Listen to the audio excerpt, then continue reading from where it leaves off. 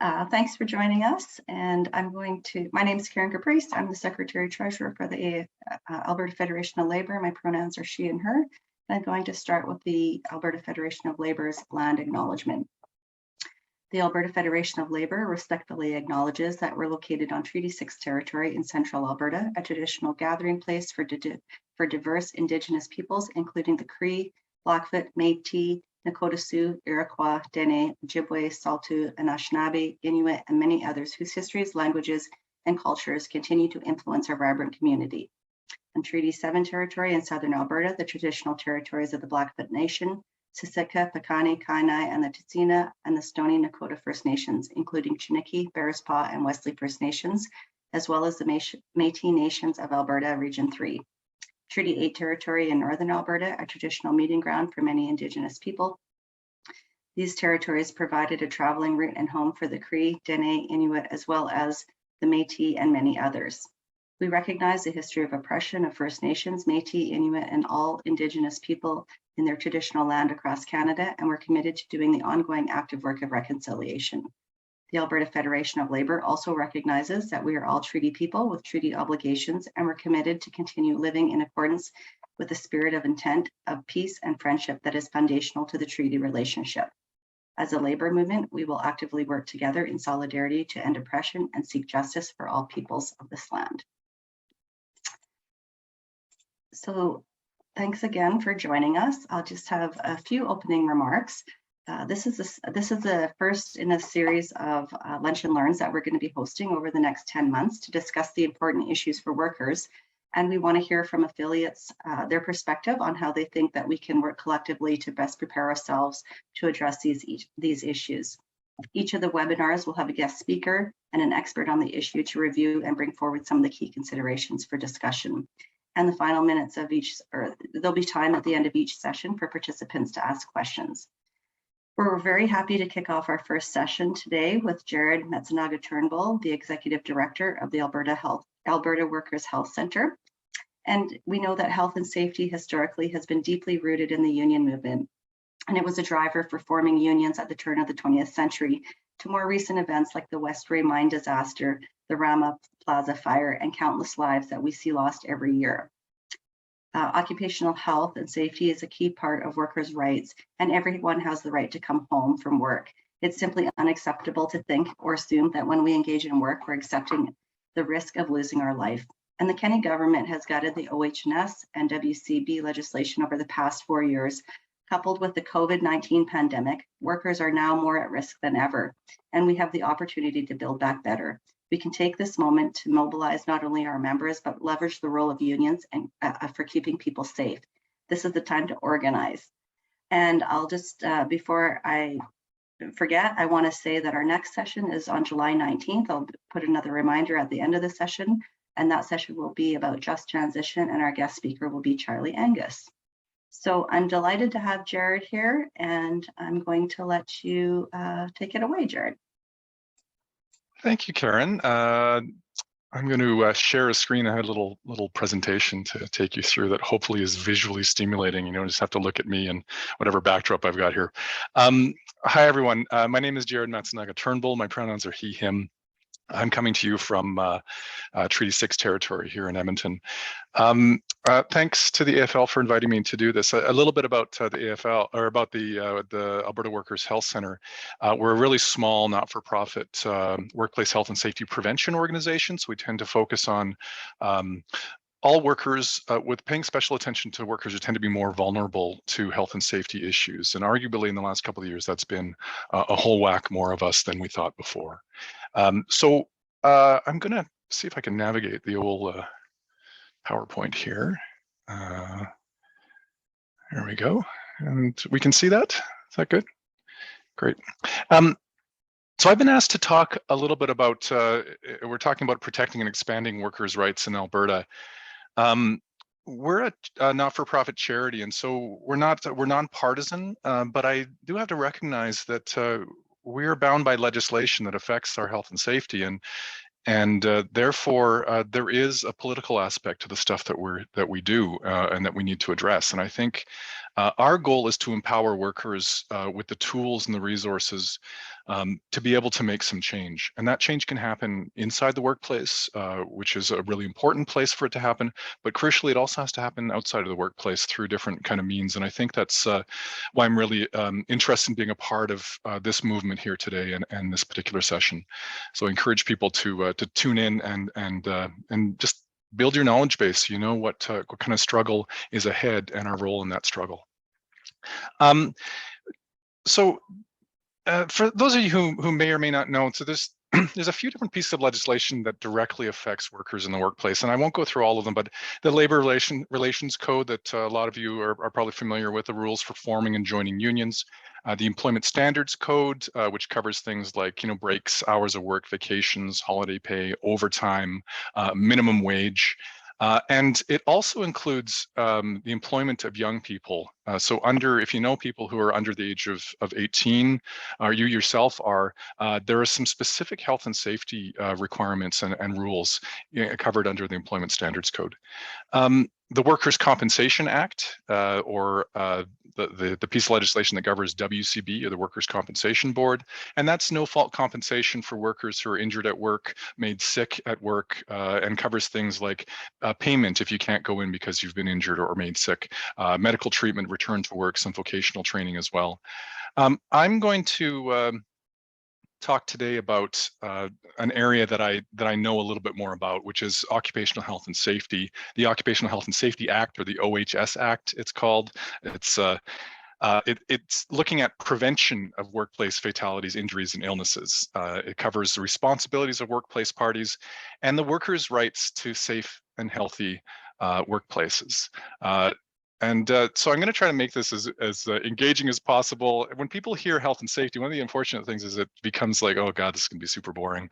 And yet it is really important, right? One of the things that we're always wrestling with, and this may be true for some of your members, is that health and safety is not necessarily a priority until something goes wrong. And our job, I would say, as labor activists and as health and safety activists, is to try to constantly be pushing protection for workers so that bad things don't happen in the first place. Just to make a case so why is it important? In 2021, the Alberta statistics, these are accepted numbers by the Workers' Compensation Board. They don't include everything, but it gives you a little bit of a picture. 178 people died because of their work in 2021. And every year, we don't have the numbers necessarily yet, but there's about 50,000 what are called disabling injuries every year. These are injuries that are so serious that the worker can't do the full range of work the next day.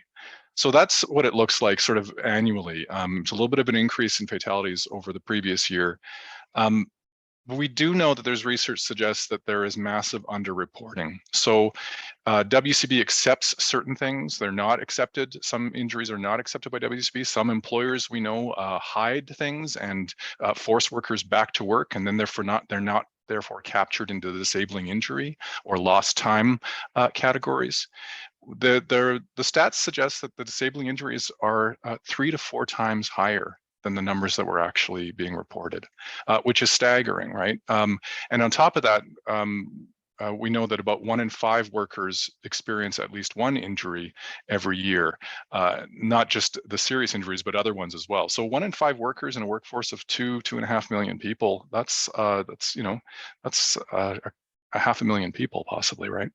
That's a lot of people. So it's important. The other thing that these numbers don't capture is what's happened with COVID.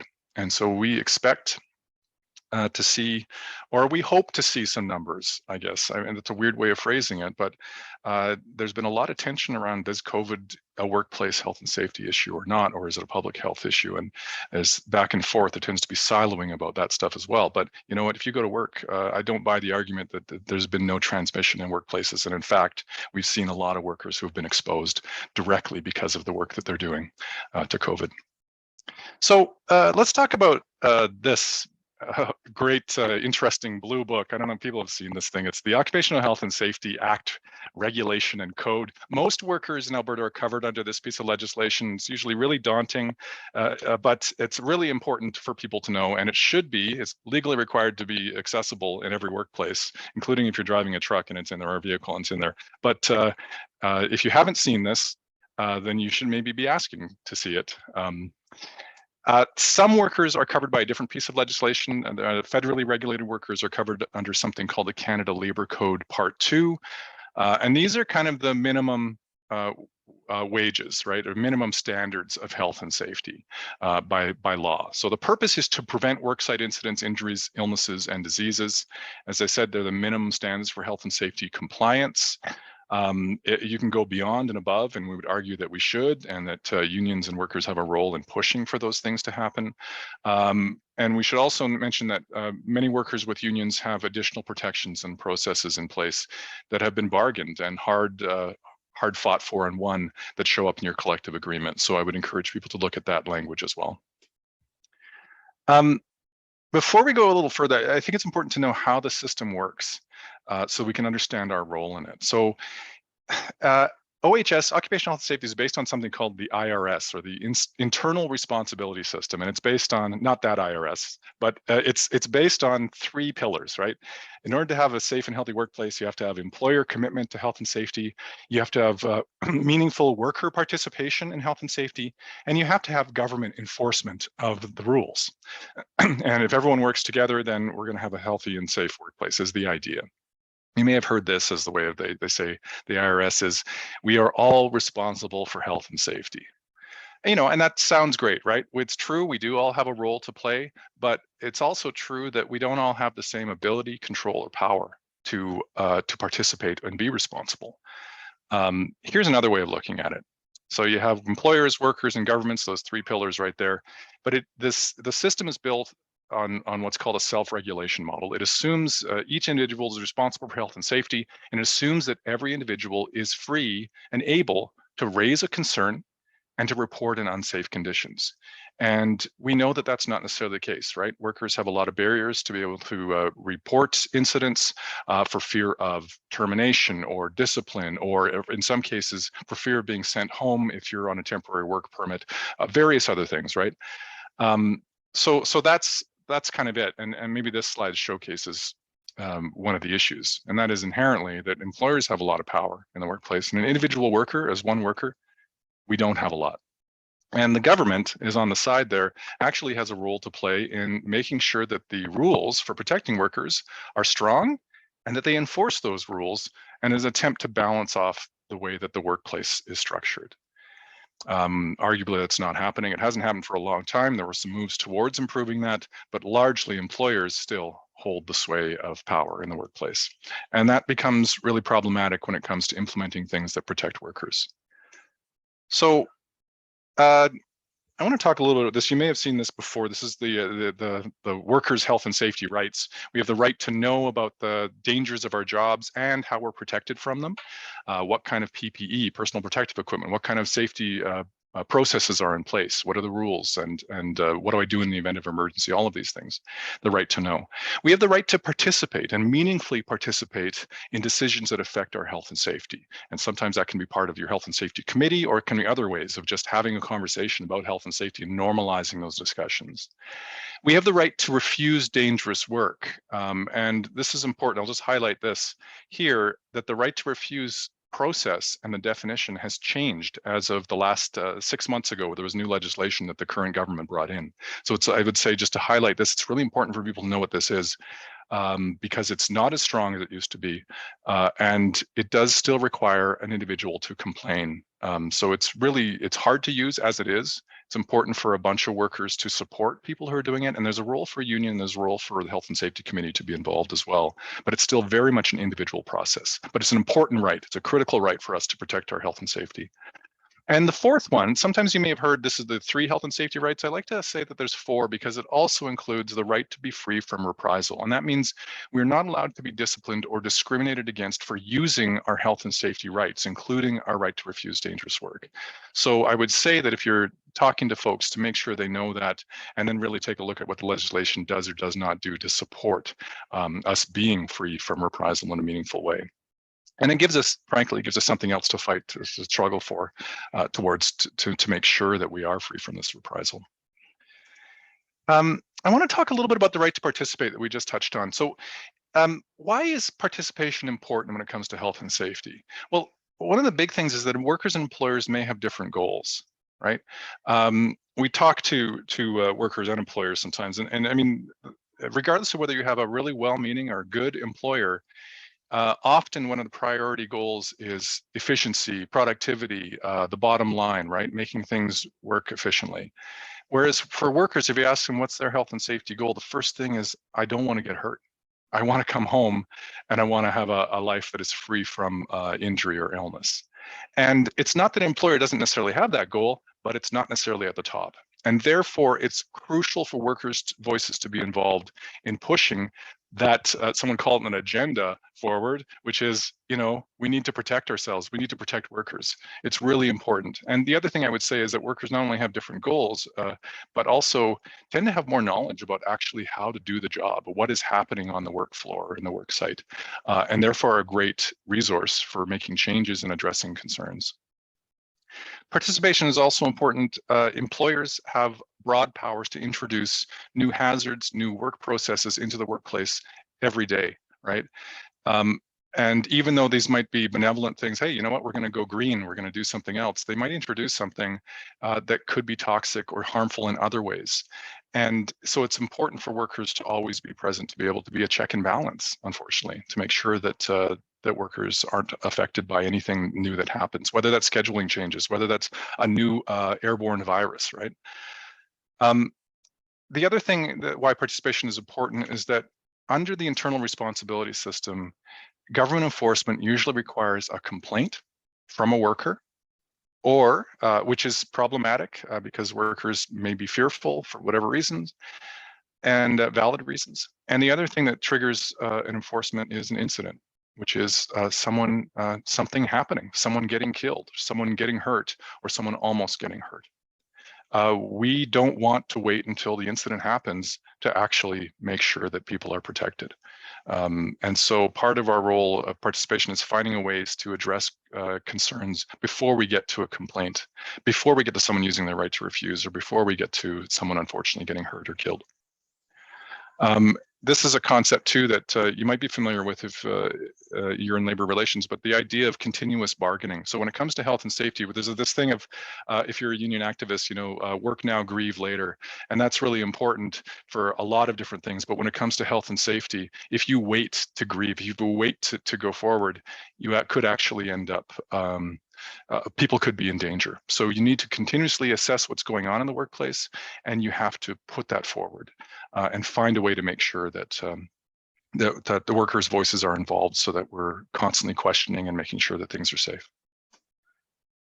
I want to quickly do, I don't want to take up too much time because we're going to have some room for some questions, but there's been some changes to legislation in this book in the last few years, and let's understand sort of like how this works, right? OHS, Occupational Health and Safety, it's fairly new in Canada. 1976 is when we got our first OHS Act, and this happened after a lot of workers were hurt, were killed, and there was a lot of workers who banded together in the union movement saying, we got to get this, we have to put some laws in place. We got to protect people. And we saw a worker-led struggle happen across the country.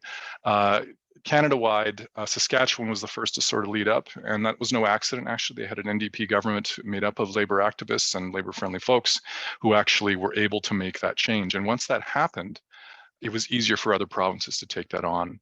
And that sort of formed the basis of the OHS legislation that we have today. And little pockets happen all over, improvements in different provinces. In Alberta, however, it took 40 years or more to get significant changes to our health and safety legislation. And that was in 2018. And that was under the majority NDP government. It was, it was significant at the time as a health and safety advocate and activist. We're like, this is finally, we're getting some stuff here. It largely, though, it only brought Alberta in line with other provinces, right? It did strengthen workers' rights. It entrenched some stuff that is in our current legislation as well. Significantly, it introduced mandatory health and safety committees, joint health and safety committees, and health and safety representatives for the first time in Alberta. And this was in 2018. Other places have had them for decades. Before this came into law, the only way that a workplace could have a health and safety committee, which has been proven to increase health and safety outcomes and protect workers, the only way you would have it is if you had bargained it in, if the company had put it in place as part of their health and safety program, which some larger organizations were doing, or if your health and safety record was so poor, right? And usually it was if a worker had been killed, many workers had been killed, then the government could force you to have a health and safety committee.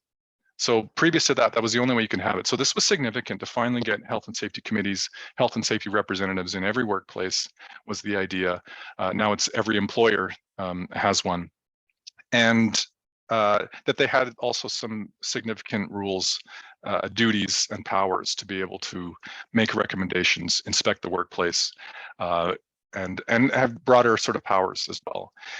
It included, the OHS Act included harassment and violence, recognizing that health and safety and our understanding of it changes, and that certain people are subject to violence and harassment in a way that maybe wasn't captured before, even though it has been happening. But finally, we have this in language embedded in legislation. The requirement for a workplace health and safety program, there was reporting of what were called potentially serious incidents. So this is when people didn't get hurt, but it was potentially someone could get hurt, and an opportunity, therefore, to record it and act on things before someone did get hurt. And it was creation of something called an OHS Advisory Council, which I was privileged to be a part of as a worker representative, as a couple other union reps as well, or worker reps. And the idea was this tripartite council that would make recommendations about health and safety to the minister. That lasted a couple of months. And then the new government came in, and immediately, it was one of their first things was to get rid of it, which, really shows priorities in terms of listening to what worker concerns are when it comes to health and safety. So 2019, new government comes in, the UCP government immediately got rid of that OHS council. It also reduced the amount of site-specific joint committees, reduction in requirements for committee training, and this is to reduce the effectiveness and make it less onerous on employers was the idea, leaving workers behind, because really, having a site-specific workplace health and safety committee, that's where you get to learn what's actually happening on the ground in that site. Hazards are site-specific, right? So it's really important to have those worker voices present there. They were gone. In 2021, this is just 6 months ago, the legislation was introduced earlier. It came into effect in December, a completely new Health and Safety Act. It reversed many changes from the previous act, and then some. It weakened workers' rights. It removed a bunch of the core duties for health and safety committees and representatives, making them sort of not as effective. Removed employer-paid certified health and safety training. So not only are you less effective, you have a less effective committee, but you have people who don't necessarily know how to be on that committee to be able to make it something that is useful. There is no longer requirement for regular work site inspections, which is at the heart of identifying hazards and being able to fix them. The removal of timelines for employer to respond to concerns. So, this was something that was really useful. And talk about removing red tape. Red tape is very important if it spells out processes and expectation that something is going to be acted upon.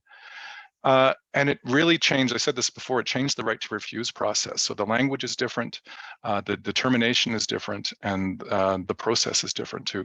So it's really important. I won't go into that, but it's important to learn what that is. And you can go to our website. I think the Fed links to it as well. It also became easier in the new legislation for the minister to grant exceptions to the rules, which are already weak enough, if they're something called suitable to the Alberta condition. And that's not robustly spelled out. So we're not sure what the Alberta condition is.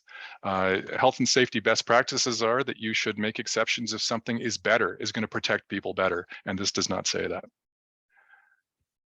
Other changes you may have heard about, Bill 6, 2015, the NDP brought in waged non-family farm and ranch workers into labor legislation, including health and safety. And in 2019, the UCP introduced the Farm Freedom and Safety Act, which removed those protections. And it also introduced a choice of whether large producers could have WCB or private insurance for injuries. Let's talk quickly about the context for legislative change. So it's no accident, right? Things just don't change unless there's pressure or there's political need or something has happened. In this case, the election of a majority NDP government in 2015 led to this. The labor laws had not been changed in decades. Traditionally, people who need the most protection haven't had a voice or power to advocate for change. And this government brought in changes, but also did a lot of consultation with workers and other stakeholders, right, to actually say, what do we need to do to make things better for folks? A lot of people in the labor movement have never been consulted so much, and led towards some significant changes, right? And there was, I should note, there was a lot of pushback against a lot of these worker-centered changes. And the changes that we arrived at were not perfect. And, there was advocates out there saying, we want more. But it was seen as, this is because of how low things were before, anything sort of, the trap is anything seems better than what it is before. And I think that's something that we're wrestling with right now as well, as when we get to what do we want to see happen? Well, even if we went back to what we had before, that would be seen as a gain, and that's a trap as well. So I think it's important for us to articulate, what do we want to see? But involving workers directly in the conversation about what we need to protect ourselves, I mean, that seems to be, that's what's missing in the workplace, and also in the changes in the consultation leading towards these changes that affect workers. The UCP was elected the majority government in 2019. They promised to undo these changes, reduce red tape, and make things easier for what they're calling job creators.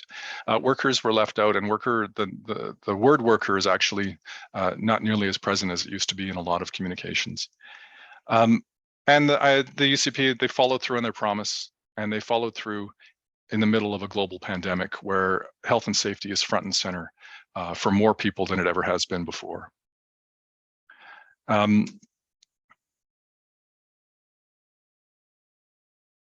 I guess I will say, just sort of to close up here, there's a real need for worker activism, I believe. A workplace is not a democracy. The idea of choice when it comes to protections is not the same as if you're outside of the workplace, right? There's two formal mechanisms for worker voice and power in the workplace. There's your union, and there's a joint health and safety committee. And I think it's important for worker advocates, labor advocates, and activists to be involved in both, and to create to not see them as siloed thing, but as a way to actually organize workers in some way, but also to receive information about what workers need, right? And to move things forward. Not everything has to be a grievance, and not everything should be a grievance, right? So if there's a way to actually improve things using these mechanisms, that's really great. The other thing to note is that these mechanisms can be changed by legislation, and they have been. So there's two words of caution, warnings in this. One is that we need to push to make sure that the legislation doesn't change, or that it changes in a way that is actually progressive or helps people, helps workers. And it is important to make sure, maybe even a self-serving thing, but if you're negotiating and you're in bargaining for your collective agreement, make sure that you have strong health and safety language. What we saw was a bunch of people saying, basically leaving it silent, and therefore it's as legislation. And then when the government changed and the health and safety legislation changed, all of a sudden they didn't have as robust protection as they used to under the old legislation. So it is important to see, think about health and safety when it comes to bargaining and new collective agreements as well, right? The last thing I will say is that there is a need for worker activism because workers' rights are political. And so when I talk about worker participation and the need for meaningful participation by workers about health and safety, there's a need to participate in health and safety both inside the workplace and outside the workplace. And I think I'll leave it at that. Thank you.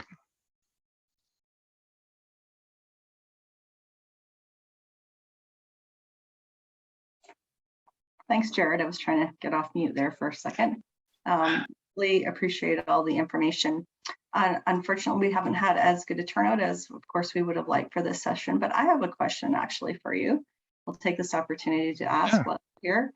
I was wondering, like, when you say that there was criticisms of the previous legislation that the NDP that was in place when the NDP was there, from your perspective, what would be some of the most important things we could ask if we were able to get back to that being the baseline? What are some improvements to that legislation that you would recommend? Yeah, that's really good. It is really hard to see that, because really we're kind of a lot of folks are going like, we just return to that as a starting point, right? Right. And then at the same time go, what have we learned for COVID, and what do we need to learn from COVID? Because it's clear that there are gaps, and some of those gaps are legislative, and some of them are just policies and the way that different departments talk to each other. And of course, this is not something that is built into the legislation, but alongside is that we have to have meaningful enforcement, because you can have this book, right, and the people need to comply. And the argument is always, well, if people aren't going to comply, then we shouldn't have it in legislation, as opposed to going, well, if our goal is to protect people and it's in legislation, and even that feels like it's not quite far enough, then we should be, forgive me, but we should be enforcing the hell out of it. And other jurisdictions do that, and it can't all be carrot, right? There has to be some stick, and there has to be some meaningful for bad employers who kill their workers. There has to be consequences, and that will be a deterrent. And so that, I mean, that goes to public policy as well, because we're also seeing that alongside weakening of legislation, we're seeing a weakening of things of the public service. And so enforcement officers are, there's not enough. And so I think that's a problem as well, right? Is if we really believe in this, we need to have robust language, and we have to have meaningful effective resourcing and enforcement. Resourcing of the enforcement as well.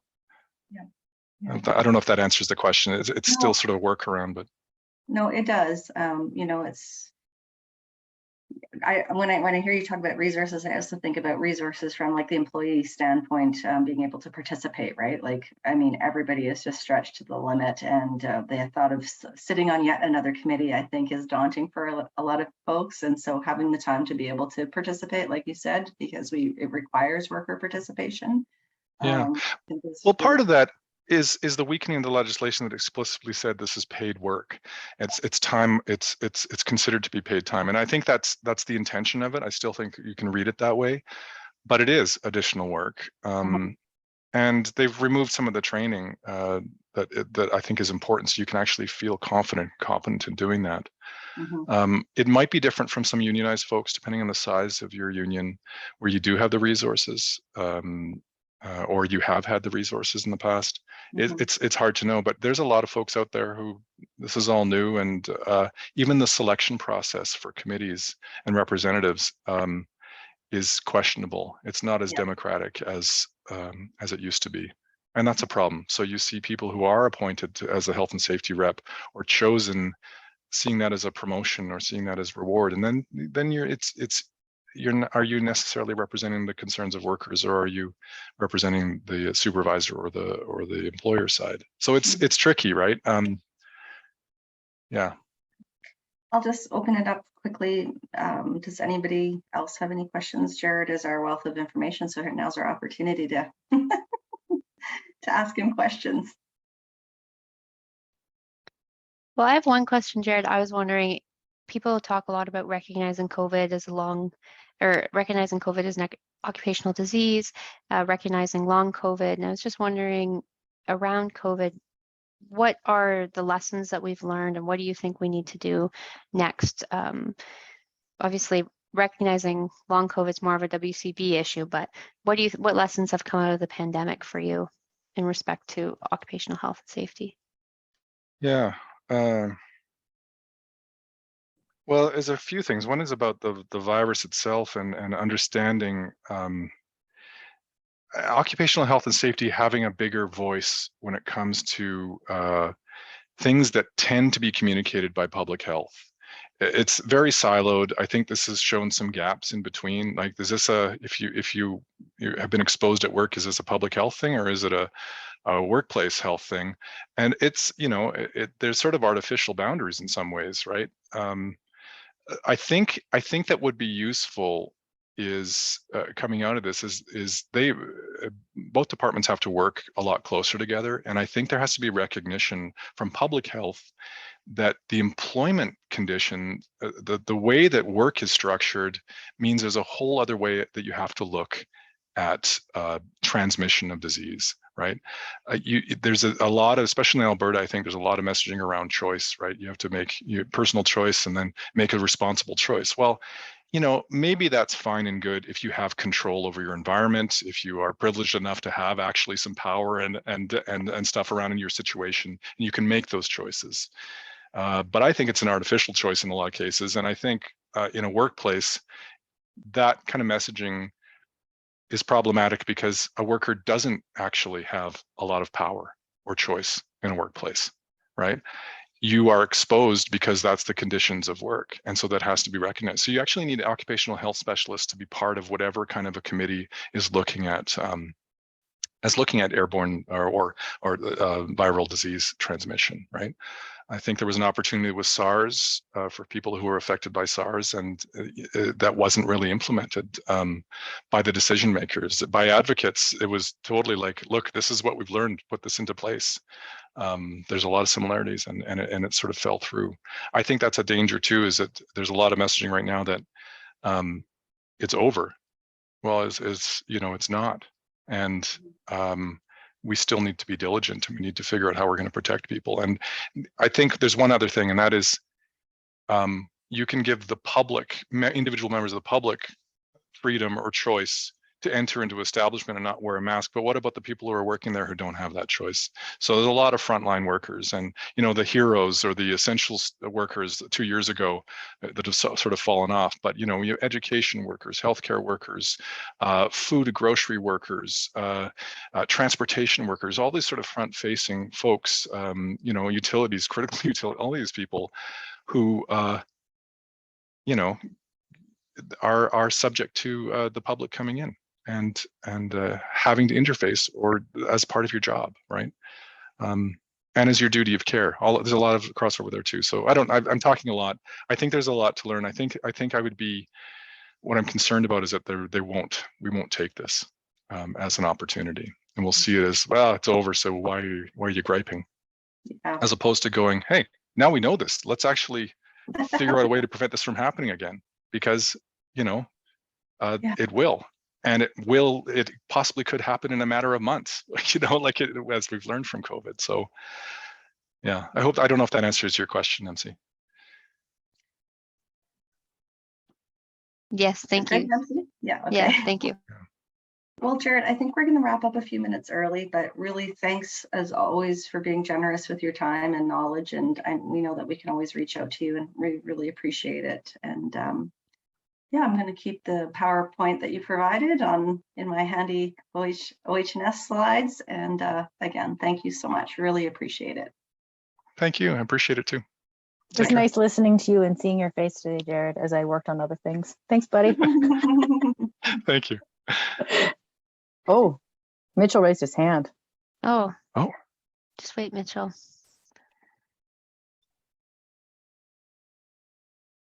I take back my parting greetings, and let's see what. Sorry about that. I meant to just type in the chat. Actually, I was going to say thank you as well. I also enjoyed just listening in. It was a really interesting conversation, especially like hearing about the history of the OHS legislation. It was really interesting. Yeah, thanks, Mitchell. There's more stuff. There's like way more we can geek out on if we had the time. But yeah, thanks. I'm glad you were here. Thank you. All right. Well, thank you. And I'll be seeing you soon, Jared. 15 minutes. Bye-bye. Take care, everyone. Bye.